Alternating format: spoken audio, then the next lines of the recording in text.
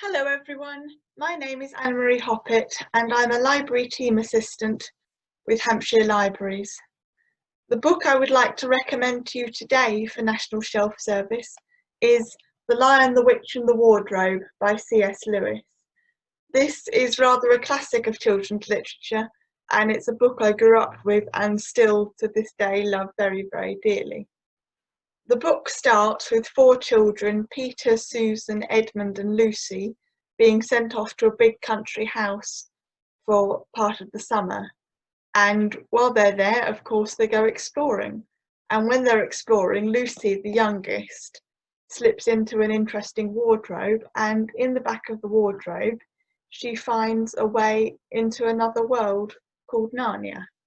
I won't tell you any more than that because that would spoil it. That would spoil the story. I love this book. I grew up with it. My parents read it to me when I was little.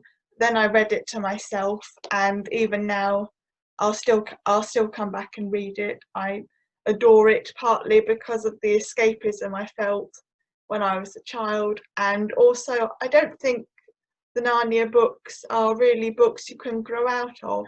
If anything, as a series, they're just something you grow into as you get older. The themes of The Lion, the Witch and the Wardrobe are actually quite grown up as a book. There's a lot about belief and believing. The others don't actually believe Lucy about Narnia at first, but she holds fast to its existence.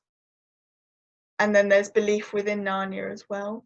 There's very much an underlying theme of what is right and what is wrong that hits hard, but equally to go with that and to balance it, there is very much a strong theme on redemption and that people that do wrong can be redeemed and helped, and they aren't necessarily wrong all the way through. So it's very much, for all it's a children's book, there's a lot in it, which I think is why you can't really grow out of it. Now, who I would recommend it for, I had it read to me when I was about 4 or 5. I was quite forward, and then I read it from, I think I was about 6 and 7 I was reading it. So 5 for reading to, 6 or 7 reading by yourself, depending on the person, and then onwards and upwards forever. Narnia, I think, Narnia sticks with you.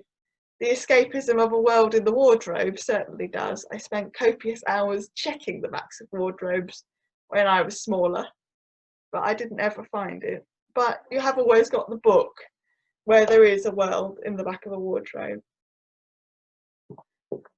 As I've said numerous times, I've always enjoyed it.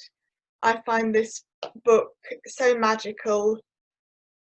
It's a very serious book. There's a lot of seriousness in it and in the plot, but at the same time, the way it all comes out and what happens to everyone, not just to Lucy. She's the key, but she isn't the be all and end all. It's a really, really warming book. You go through quite a bit reading it, but it's very well written. But it all comes out very nicely in the end, and once you've read this, I would recommend going on to the others of the Narnia series, particularly Prince Caspian, which is the immediate sequel, because that is just as good in a slightly different way. I really hope you enjoy it. I really hope you love it as much as I have loved it all these years. And goodbye, and enjoy reading your books.